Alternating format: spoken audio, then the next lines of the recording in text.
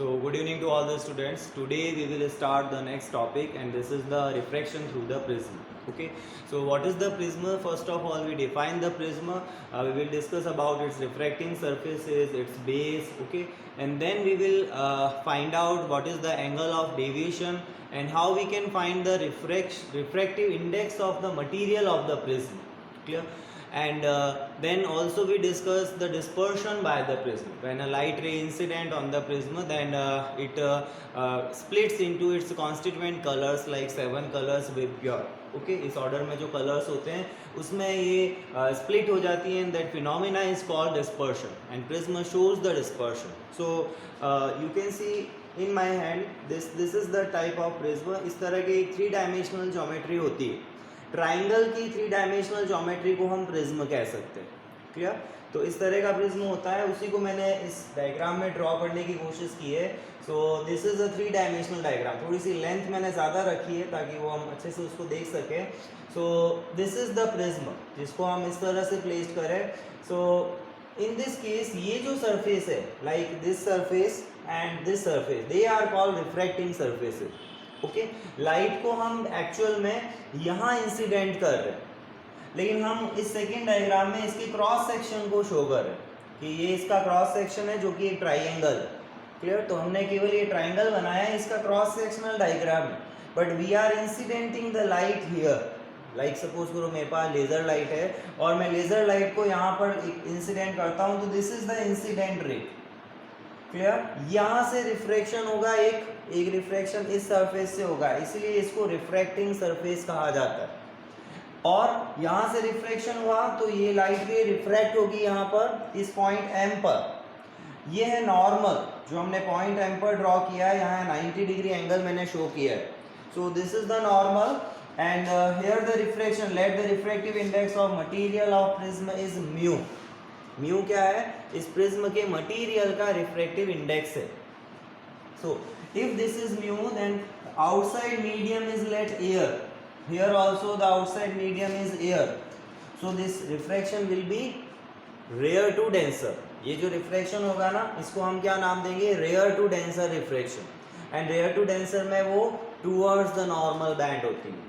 Clear? तो ये देखो लाइट की ओरिजिनल डायरेक्शन को भी मैंने आगे एक्सटेंड किया है डैश्ड लाइन से. ठीक है, ये डैश्ड लाइन है, तो इसको मैंने आगे एक्सटेंड किया है ताकि हम एंगल ऑफ डेविएशन को भी यहाँ पर शो कर सके कि एक्चुअल में कितने एंगल पर लाइट रे डेविएट हो रही है.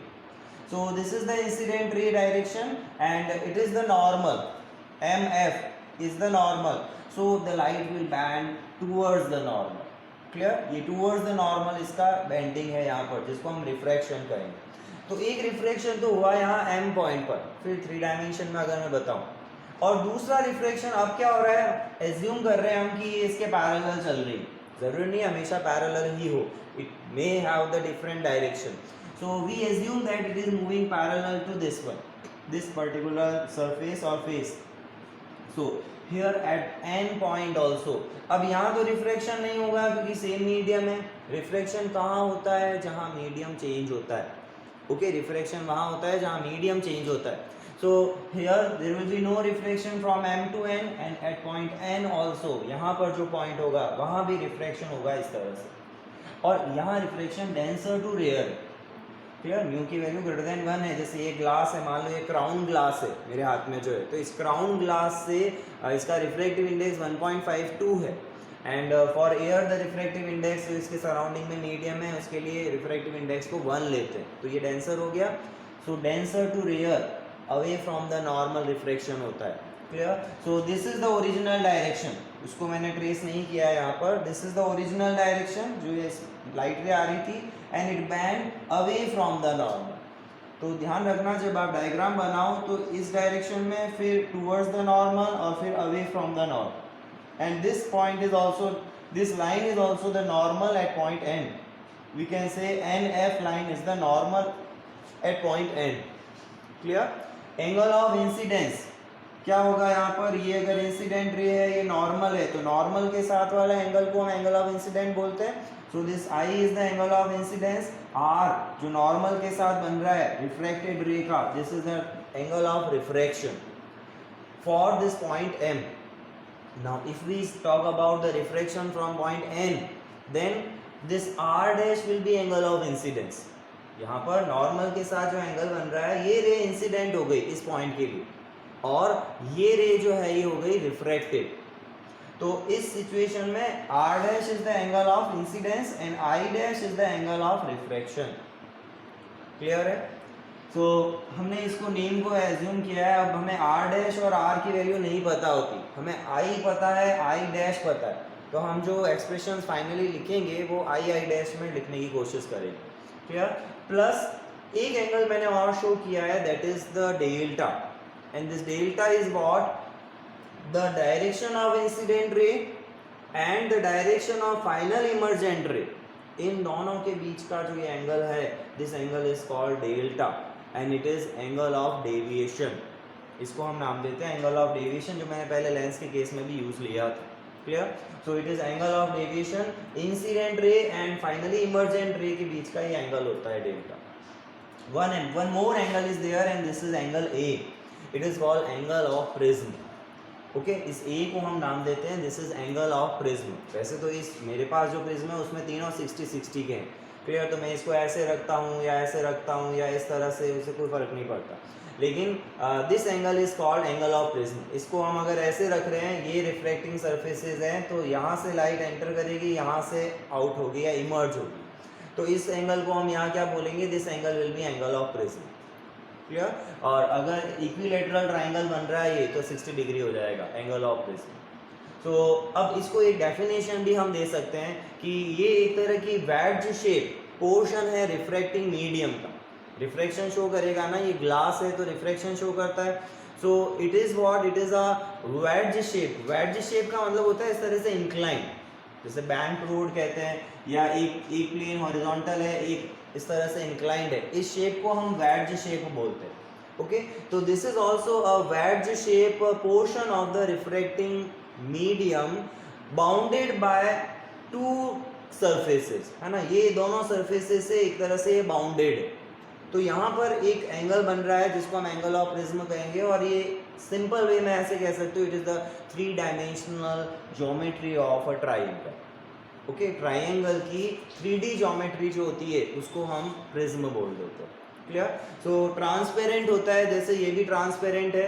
ओके, इसमें हम कुछ चीज़ें बाहर की देख सकते हैं, इसके अंदर की देख सकते हैं. तो पेपर वेट में भी कई जगह ऐसी चीज़ें यूज ली जाती है जो ट्रांसपेरेंट होती है, but this is the prism. So एक बार इसको डिफाइन कर देते हैं. फिर ये डायग्राम बहुत इंपॉर्टेंट है. हम जो भी डेरिवेशंस करेंगे मोस्टली सारे डेरिवेशन इसी डायग्राम पर बेस्ड होंगे. तो इसको ध्यान से क्लियरली अच्छे से बनाना और समझना कि कैसे बनाया. And we will not rough this diagram in between. So write down its definition. A prism is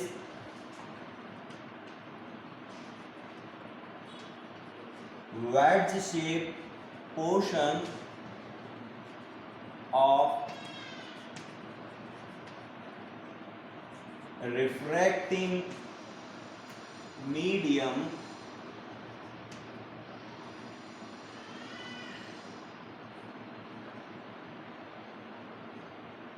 of refracting medium bounded by two surfaces.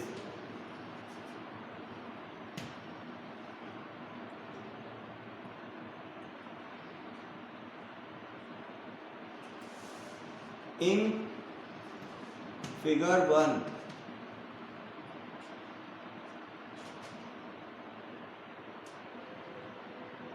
the surfaces, कौन कौन सी सरफेस देखो, P Q T S and P R V S. एक तो ये वाली, ठीक है, P Q T S, इसको मैं ले रहा हूँ, और एक ये वाली सरफेस, ठीक है, जिसको मैं इस तरह से बना रहा हूँ, this one, P Q T S उधर वाली, उस साइड वाली, और P R V S this one. इन दोनों को हम कहेंगे रिफ्रैक्टिंग सरफेसेस, क्योंकि ये रिफ्रैक्शन यहीं पर होगा, जैसे अभी मैंने शो किया था.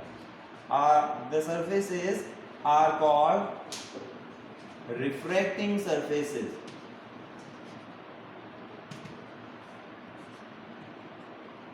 और इन्हीं सरफेसेस के बीच में या जो एंगल ऑफ इंक्लिनेशन होता है इन दोनों का, ये दो बाउंडेड सरफेस हैं जो मैं यहाँ बात कर रहा था, बाउंडेड बाय टू सरफेसेस, तो angle between them is called angle of prism and it is a.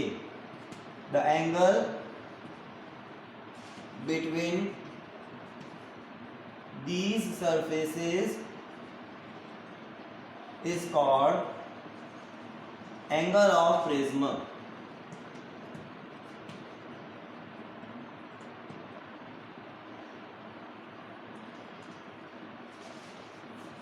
ये जो पोर्शन है दिस वन, इसको मैं अलग से इस तरह से शेड कर देता हूं, इसको बेस कहेंगे यहाँ पर, base of the prism.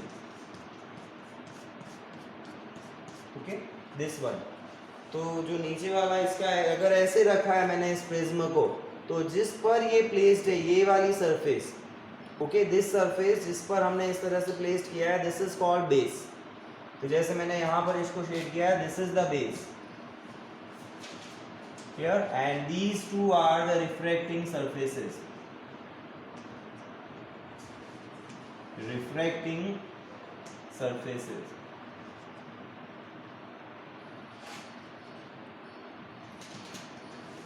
The surface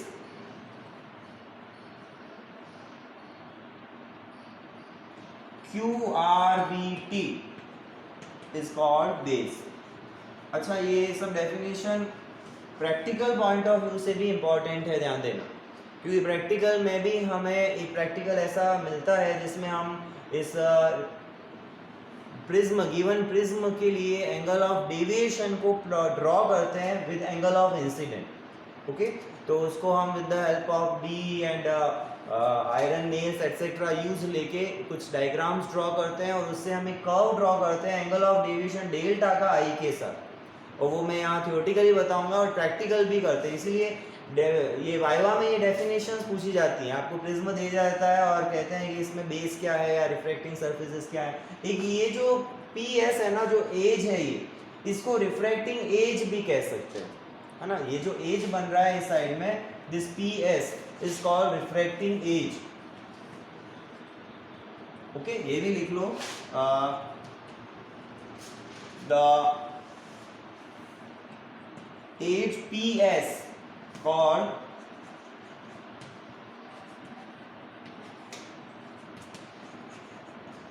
refracting age.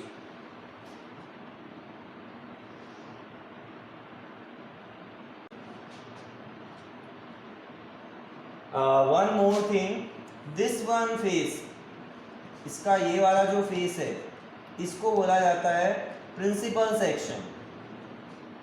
It is called principal section.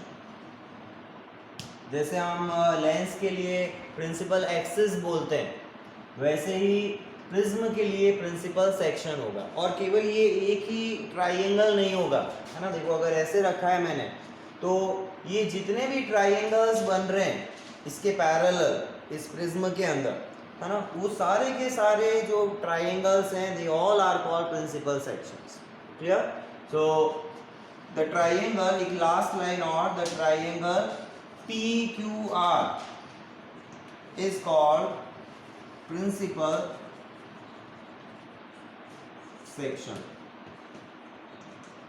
ठीक है, PAL है principal. So this is all about the definition and the various parameters of a prism. So take the screenshot fast.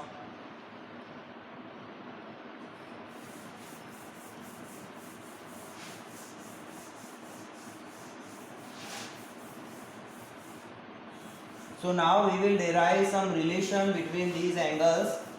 So considering a prism of refractive index mu,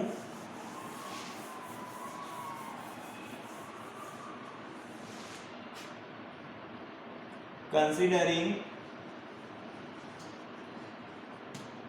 a prism of refractive index, ये अभी जो definitions मैंने बताई है वो अगर पूछी जाती है एग्जाम में तो ही लिखनी है, अननेसेसरली टाइम वेस्ट नहीं करना. एग्जाम में हमें क्वेश्चन में जो पूछा है एग्जैक्ट उसी का आंसर देना होता है.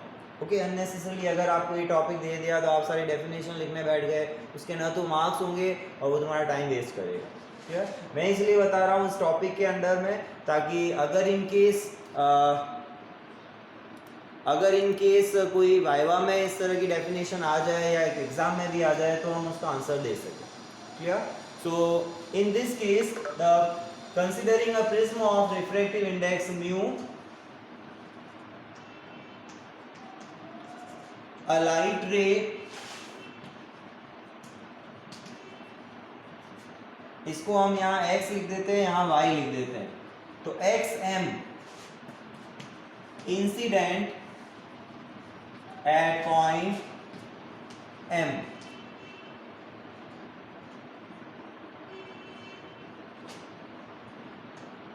with angle of incidence I as shown. Okay, let A इस ऐसे कॉमा लगा के लिख देना, A is angle of prism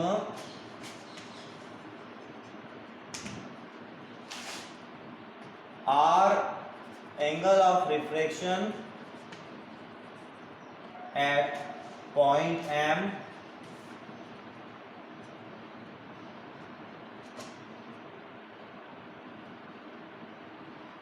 delta is angle of deviation. इसको हम लैंग्वेज में लिख के डायग्राम के पास में भी मेंशन कर सकते हैं, A is this, delta is this, I is this, R is this and so on, mu is this. Clear? So मैं इसको लैंग्वेज में लिखवा रहा हूँ, अगर otherwise you can also write with the parallel with the diagram. Similarly at point N I dash R dash and I dash are angle of incidence। अब symmetry के लिए मैं ऐसा ले रहा हूँ कि बाहर वाले को I और अंदर वाले एंगल्स को R ले रहे हैं। ओके, तो जरूरी नहीं हमेशा नेम है, हम कुछ भी दे सकते हैं। R डैश को मैंने एंगल ऑफ इंसिडेंस कहा है and angle of refraction respectively. We will take the quadrilateral MP NF. Okay, MPNF। फिर बता रहा हूँ MPNF। In this quadrilateral, angle at M is 90 and it is also equals to angle at N, because ये जो दोनों हैं MF और NF, ये क्या है यहाँ पर नॉर्मल्स हैं और नॉर्मल्स के लिए एंगल 90 होगा। तो इन दोनों एंगल्स का सम क्या हो जाएगा यहाँ पर 180 के equal. Therefore the angle at P plus angle at F is equals to 180, और एंगल एट P को हम A ऑलरेडी बोल चुके हैं, तो इसको हम लेंगे A और एंगल कैलकुलेट करेंगे and that will be 180 minus A, equation number 1। We have to take this quadrilateral PMPNF, and in this quadrilateral we have to find the vector, this angle F. Now we take the triangle MNF. इस triangle में भी F find करो in terms of RR dash और फिर दोनों को equate कर दो तो A और RR dash में रिलेशन आ जाएगा। हमें एक रिलेशन चाहिए जो A एंगल ऑफ प्रिज्म को R और R dash के साथ रिलेट कर रहा हो। ओके, ये हम सारी एक्सरसाइज क्यों कर रहे हैं? एक तो हम यहाँ एंगल ऑफ डेविएशन फाइंड करेंगे कि डेल्टा कितना होता है in terms of I dash and this R dash. Second, हम रिफ्रैक्टिव इंडेक्स फाइंड करेंगे जो कि म्यू होगा इसके मटेरियल का। तो हम केवल इन एंगल्स को मेजर करके इस मटेरियल का रिफ्रैक्टिव इंडेक्स कैलकुलेट कर सकते हैं। जैसे हम एक नॉर्मल ग्लास स्लैब होती है उसको तो हम रियल डेप्थ अपैरेंट डेप्थ से कैलकुलेट कर लेते हैं, जैसा हमने उसकी एप्लीकेशन में पढ़ा था रिफ्रैक्शन के एप्लीकेशन में। लेकिन अगर प्रिज्म है और उसका हमें रिफ्रैक्टिव इंडेक्स फाइंड करना है तो यहाँ उसको एंगल ऑफ डेविएशन और प्रिज्म के जो एंगल ए की वैल्यू है उनकी टर्म में कैलकुलेट किया जाता है।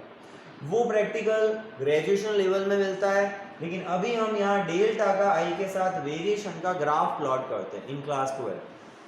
सो सेकंड लेते हैं in triangle M N F. इस ट्राइंगल में अगर हम एंगल एफ देखेंगे तो it will be what 180 minus R plus R dash. समझ में आया? इन तीनों का सम कितना है? 180 है, तो ये कितना हो जाएगा? 180 माइनस इन दोनों का सम। Simple. So this is let equation 2. Now equate 1 and 2. From 1 and 2. From 1 and 2 implies, अगर इन दोनों को इक्वेट करें तो f की वैल्यू देखो 180 minus a is equal to what? 180 minus r plus r dash. 180 is in degree और a को a ही लिख रहा हूं मैं, एंगल a को a ही लिख रहा हूं यहाँ। तो देखो 180 से 180 cancel, minus minus will be plus, and what we will get from this relation we can write here this implies, उसी में आगे कंटिन्यू कर रहा हूँ, a is equals to r plus r dash. लिख सकते हैं ये रिलेशन, याद भी रखना, let it is equation number 3। इसको आगे यूज लेंगे हम further. So remember this relation, angle a is what? It is r plus r dash. और ये कैसे फाइंड किया? एक बार इस क्वाड्रिलेटरल में और एक बार इस ट्राइंगल में हमने f एंगल को फाइंड किया और इक्वेट कर दिया। क्लियर? तो हमें a और r डैश में एक रिलेशन मिल गया। अब हमें नेक्स्ट क्या करना है? डेल्टा को इस a के साथ रिलेट करना है। क्लियर? एंगल डेल्टा को हम a के साथ में रिलेट करेंगे। तो हमें उसी रिलेशन को यूज लेके हम कर्व ड्रॉ करते हैं कि angle of deviation incident angle के ऊपर कैसे डिपेंड करेगा। ओके, सो मैथमेटिक्स है थोड़ी सी इसमें भी। अब देखो इस ट्राइंगल में आएंगे हम, M N E, in this triangle M N E. इस ट्राइंगल में अगर मुझे ये एंगल लिखना हो तो कितना होगा? If I have to write this angle then what it will be? देखो ये और इस रे को, ये सेम डायरेक्शन है ना, इसको मैंने चेंज नहीं किया था, दिस एंड दिस। अगर ये आई है तो ये पूरा आई होगा, वर्टिकली अपोजिट हो गए। क्लियर?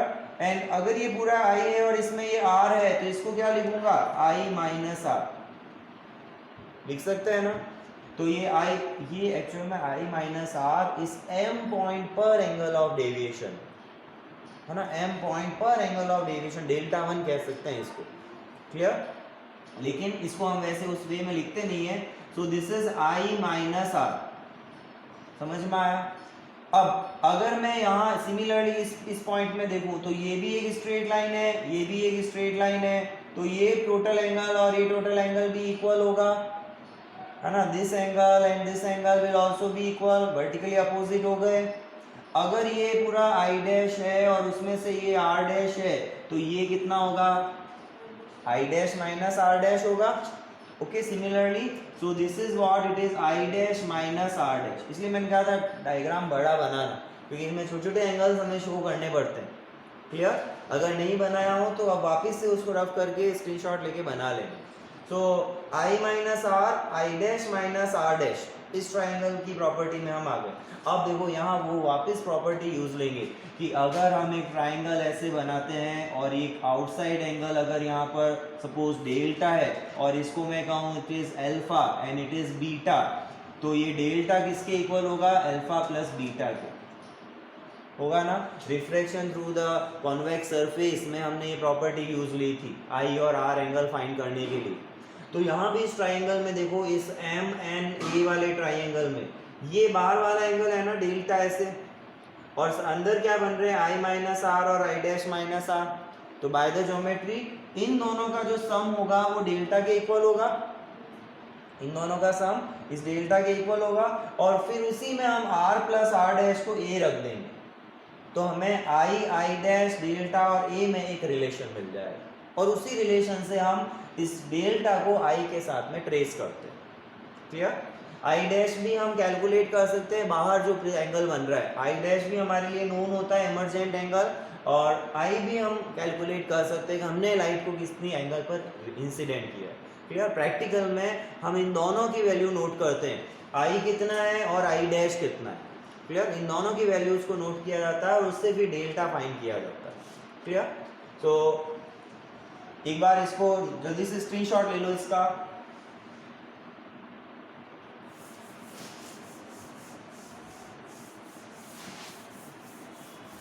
हमारे काम की है अभी इक्वेशन नंबर 3, उसको मैं रफ नहीं कर रहा हूँ अभी. So in this case now in triangle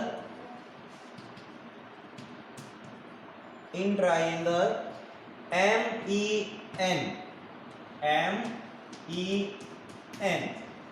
okay, name है हमने मन मर्जी से दिए हैं इसलिए मैन बन रहा है. So in this triangle from the geometry we can write delta equals to I minus R plus I dash minus R dash. अब ये क्यों हुआ उसको प्रूव करने की जरूरत नहीं है, क्लियर. और ये भी बनाने की जरूरत नहीं है, बस ये तुम्हारे नॉलेज के लिए कि तुम्हें ध्यान रहे कैसे बनता है. तो I minus R plus I dash minus R dash, clear. अब यहाँ से भी अगर मैं नेगेटिव साइन एक साथ लिख देता हूँ I डैश को, और माइनस अगर कॉमन ले लूँ तो R प्लस R डैश मिलेगा, क्लियर. नेगेटिव साइन अगर हम कॉमन ले लें. Now using equation 3 we can write delta is equals to I plus I dash minus A. एक तो इक्वेशन ये भी नंबर लगा दो, ये भी हम आगे यूज लेंगे. और इसको ऐसे भी लिख सकते हैं delta plus A equals to I plus I dash, clear. Delta plus A equals to I plus I dash. वैसे दोनों एक ही इक्वेशन है बट दोनों को अलग अलग जगह हम यूज लेने वाले हैं, इसलिए मैंने दोनों को डिफरेंट नंबर दिया है. So this is the relation between the incident रे angle of incidence, angle of emergence, angle of prism और एंगल ऑफ डेविएशन. और ये चारों ही हमारे लिए इंपॉर्टेंट है. हमने एक्चुअल में R डैश को एलिमिनेट किया है इस पूरे प्रोसेस में हमने, क्योंकि प्रिज्म के अंदर जाके उसका एंगल मेजर करना हमारे लिए मुश्किल है, क्लियर. बाहर वाले एंगल्स को हम मेजर कर सकते हैं लेकिन अंदर वाले एंगल्स को हम मेजर नहीं कर सकते, इसलिए हमने यहाँ पर R डैश को एलिमिनेट किया है ये पूरी मैथमेटिक्स लगाकर, क्लियर. सो इस इक्वेशन से हम क्या कहेंगे, here from this equation if we draw a curve delta versus I, यानी एंगल ऑफ डेविएशन का एंगल ऑफ इंसिडेंस के साथ अगर हम एंगल ट्रेस करते हैं या कर्व ड्रॉ करते हैं तो वो कर्व कैसा होगा, then it will be as shown. देखो कैसा होता है ये कर्व, कुछ यू शेप का होता है.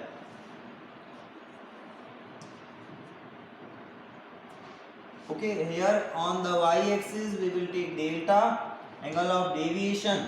डेल्टा का नाम याद रखना, एंगल ऑफ डेविएशन, क्लियर. कितने एंगल पर डेविएट होती है रे, और ये angle of deviation total angle है.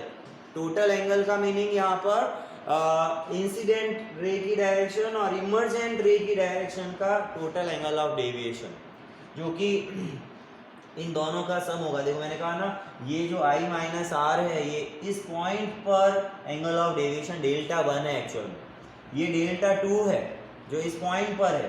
तो इन दोनों का सम टोटल डेल्टा को बता रहा है. जैसे हमने उसमें लेंस मेकर फॉर्मूला यूज लिया था delta equals to delta 1 plus delta 2, clear. वैसे ही हम यहाँ पे भी इसको यूज ले रहे हैं.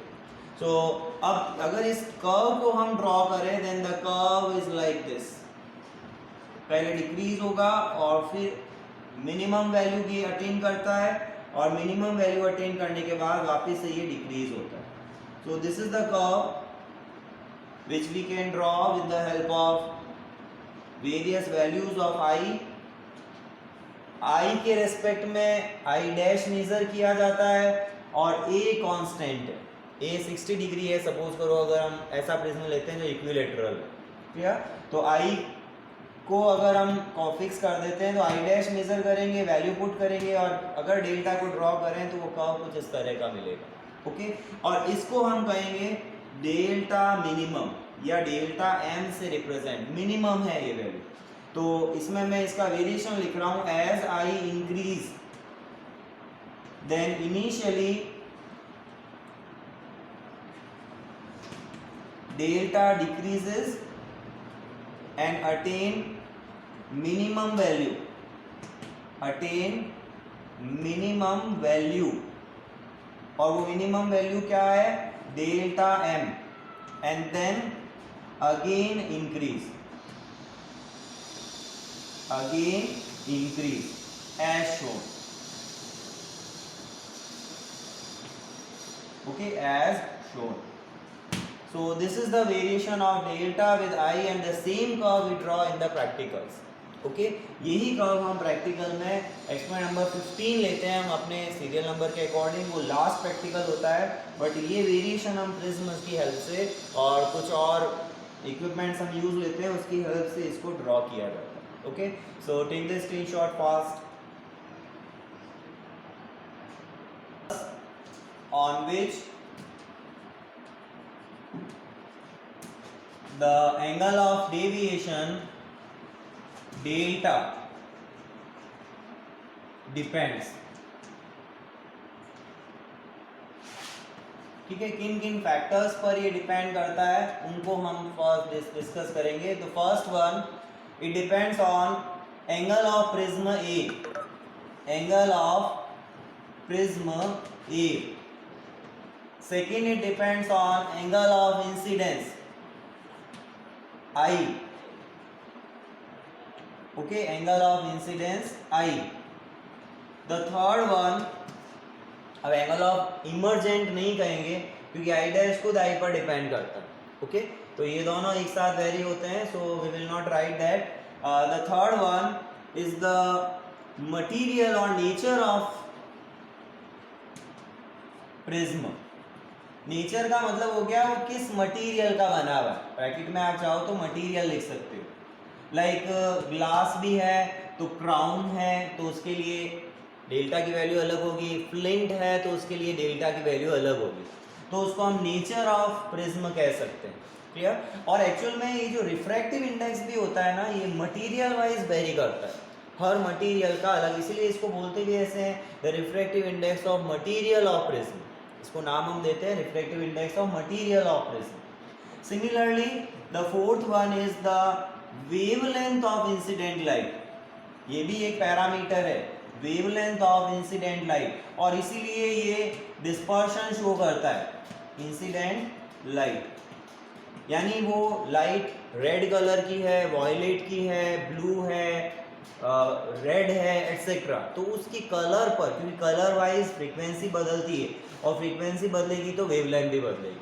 ओके, तो वेवलेंथ ऑफ द लाइट पर भी ये डिपेंड करेगा.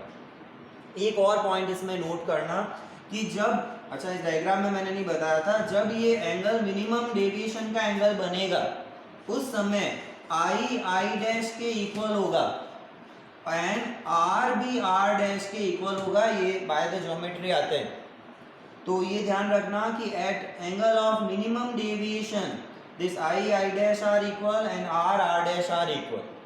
और इसी प्रॉपर्टी से एंगल ऑफ मिनिमम डेविएशन की हेल्प से हम म्यू को कैलकुलेट कर सकते हैं. तो उसी को कैलकुलेट करने का नेक्स्ट हम फॉर्मूला डिराइव करेंगे. सो रिमेंबर, मैं यहाँ लिख रहा हूँ इस पॉइंट को, at angle of minimum deviation, minimum deviation delta M. ठीक है, डेल्टा मीन भी लिख सकते हो, डेल्टा एम भी लिख सकते हो. I equals to I dash and R equals to R dash. Clear? So take the screenshot fast. Next we will derive the expression of the refractive index. So take the screenshot.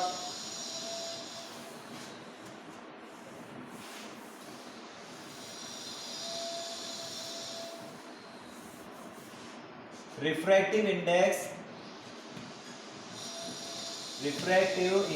of material of prism, material of prism.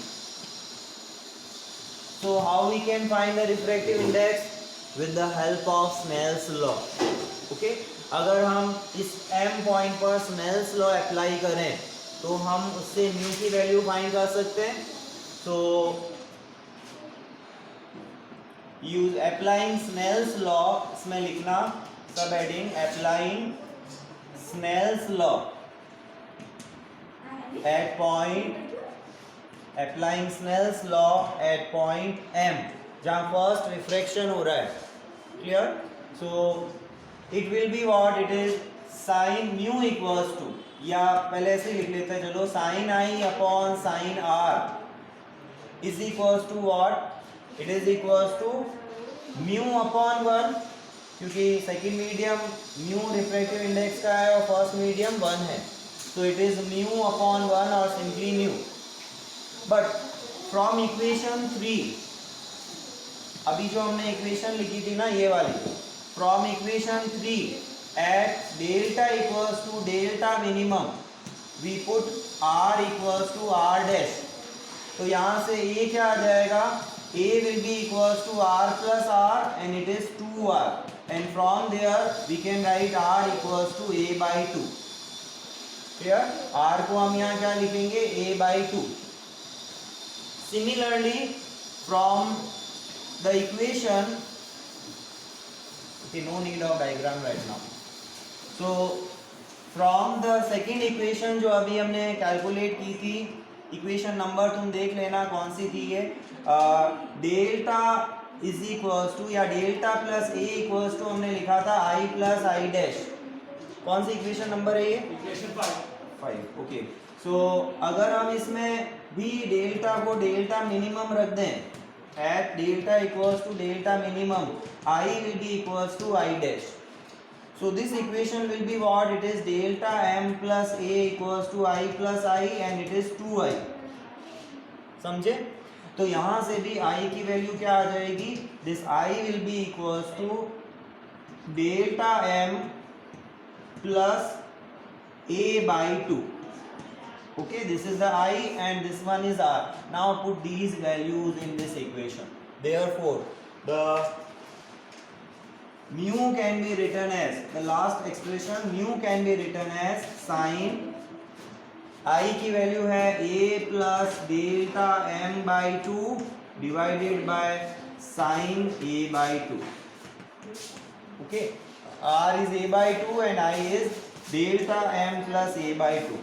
So this is the expression for the refractive index of the material of prism, and it can be found easily with the help of angle of prism A and angle of minimum deviation delta m. Okay, so take the screenshot fast.